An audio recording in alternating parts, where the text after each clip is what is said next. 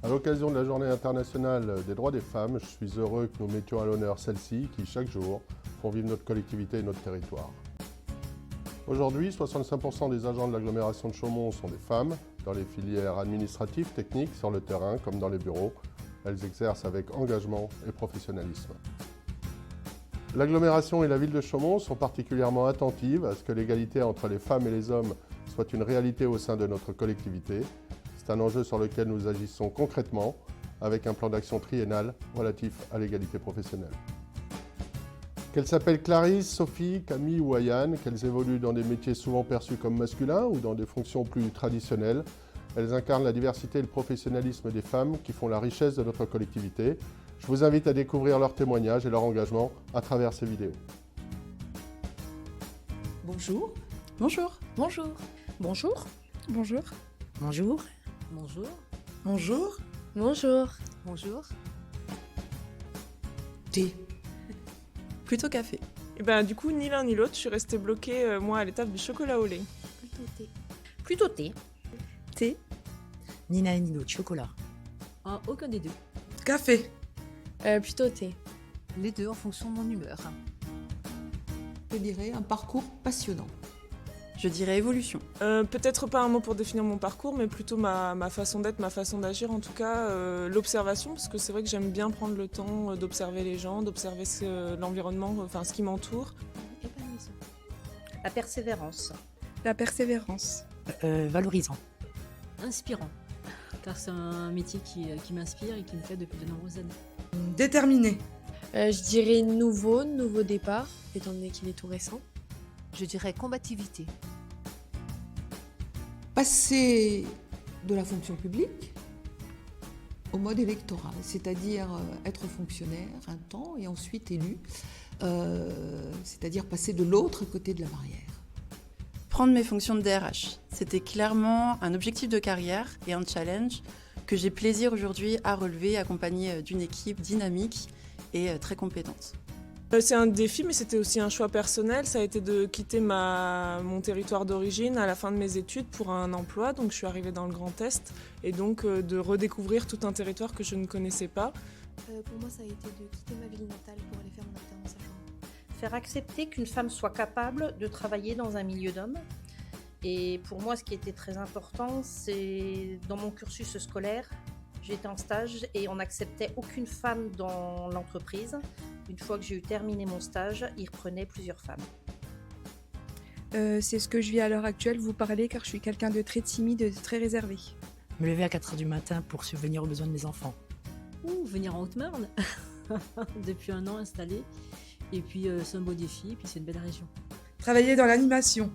Je dirais d'accompagner les enfants dans le quotidien par rapport à leurs émotions, ce qu'ils vivent au quotidien, être là pour eux et moi je dirais les accompagner. J'ai travaillé en particulier dans une coopérative pendant 2 mois. À la fin des 2 mois, 2 jours avant le terme du contrat, le directeur est arrivé et il s'est adressé à moi en me disant « Je viens d'acheter un ordinateur, il n'y a aucun programme. Si tu es intéressé pour faire ces programmes, je te recrute en CDI. » J'ai pas hésité, j'ai dit oui tout de suite. Aux lames de bouche, elle est méconnue et c'est bien dommage. Et puisque nous fêtons la journée de la femme, rappelons que c'est elle qui a été une des premières féministes et c'est elle qui a écrit la Déclaration des droits de la femme et de la citoyenne. La première personne qui me vient en tête, ce serait Marie Curie. Diane Fossé, c'est une primatologue qui a vécu longtemps au Rwanda et qui vivait auprès des singes. Et en fait, je trouve que c'est une vraie source d'inspiration parce qu'elle a appris à vivre avec le vivant, observer le vivant et reconnecter l'homme avec les animaux et la nature. Je trouve que c'est intéressant comme approche. Ma mère. Joséphine Baker. Ma mère. Mimi Mati. Ma grand-mère, c'était une femme forte qui élevait tous ses enfants à une époque où c'était pas simple et qui nous a accompagnés. Ma grand-mère. Ma mère. Maryse Bastier, c'est une pionnière de l'aviation française du début du XXe siècle qui a réalisé de gros records de distance et d'altitude dans un domaine dominé par les hommes. Carpe diem, la vie passe vite, il faut la vivre pleinement. Alors n'ayez pas peur de prendre des risques et d'échouer. l'échec, c'est une opportunité d'apprentissage. Peut-être que quand on se lance dans des projets, de ne pas vouloir toujours la perfection tout de suite. Et l'objectif, c'est plutôt de se lancer, d'expérimenter. Et puis finalement, l'expérience, elle se crée au fil de l'eau. Et puis elle se crée aussi dans les échecs. Finalement, des fois, on apprend plus dans les échecs que dans les réussites. Et je pense que ça, j'aurais peut-être voulu le savoir un petit peu plus tôt. De toujours croire en soi et de jamais abandonner quand ça commence à devenir compliqué. C'est de la part de mon chef, arrête d'en faire plus et sois toi-même. Avoir confiance en soi. Être méfiant. Continuer d'avancer, apprendre de ses échecs et puis toujours croire en soi. C'est pas un conseil, mais être accompagné dans le monde professionnel. De prendre plus confiance en soi et d'apprendre à gérer ses émotions de façon plus zen, on va dire. J'aurais aimé qu'on me dise d'avoir confiance en moi. Pour ma carrière professionnelle, je pense que c'est lorsque j'ai réussi le concours de l'Institut régional d'administration et que je suis partie à Metz étudier le droit public que je n'avais pas fait jusqu'alors et j'ai trouvé une belle vocation. Le droit public, c'est formidable. Et puis, bien sûr, mon élection. Je dirais mon arrivée en tant que DRH dans la collectivité, dans une collectivité qui m'est chère, c'était à la fois symbolique et très challengeant. Un moment marquant, ma carrière n'est pas bien longue, donc je pense que c'est ma prise de poste pour la ville de Chaumont. Je dirais que c'est tous les événements qu'on a pu créer, que ce soit en interne ou en externe, parce que c'est toujours glorifiant de voir le travail aboutir. La réussite de mon concours technicien. C'est d'avoir rencontré de simples collègues qui sont devenus mes amis. Les fous rires avec les collègues. Le changement, la mutation en Haute-Marne, c'était repartir de zéro et tout recommencer finalement. Donc, c'était un grand changement. Les JO. Et baccalauréat, c'est mon bac. Il m'est difficile de choisir un moment spécifique tellement j'en ai eu, des heureux et malheureux. Mais je crois que le moment le plus marquant, je vais citer le passage à l'an 2000 hein, pour l'informatique, le bug de l'informatique.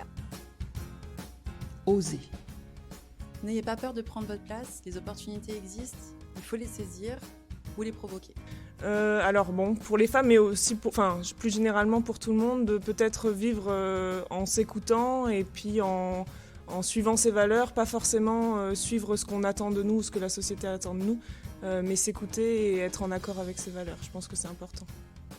Pour toutes les femmes, je vous dirais de croire en vous. Ne jamais baisser les bras. Quand on veut quelque chose, on se donne les moyens et on y arrive. Soyez forte et ayez confiance en vous. Qu'elles soient ambitieuses. Alors surtout, ne vous laissez pas impressionner, il faut avancer, garder le courage, croire en soi et on a toutes les capacités pour réussir. Vivez vos rêves.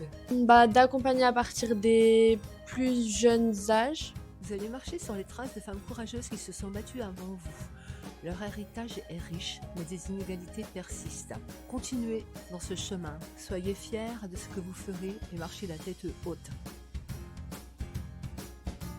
Je pense que c'est dès l'éducation et qu'il faudrait éduquer les petits garçons différemment et leur apprendre à faire toutes les tâches, y compris les tâches qu'on pense réservées aux femmes.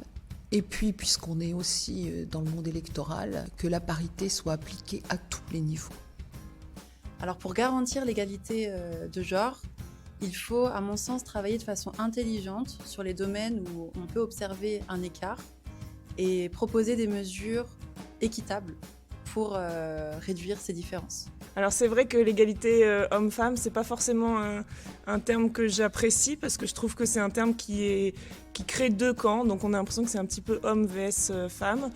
Et je pense que déjà pour améliorer l'égalité homme-femme, on devrait tendre vers un équilibre effectivement sur cette question de parité, mais pas forcément créer des tiroirs dans lesquels on place les gens parce que je pense que dès cette étape-là, c'est contre-productif.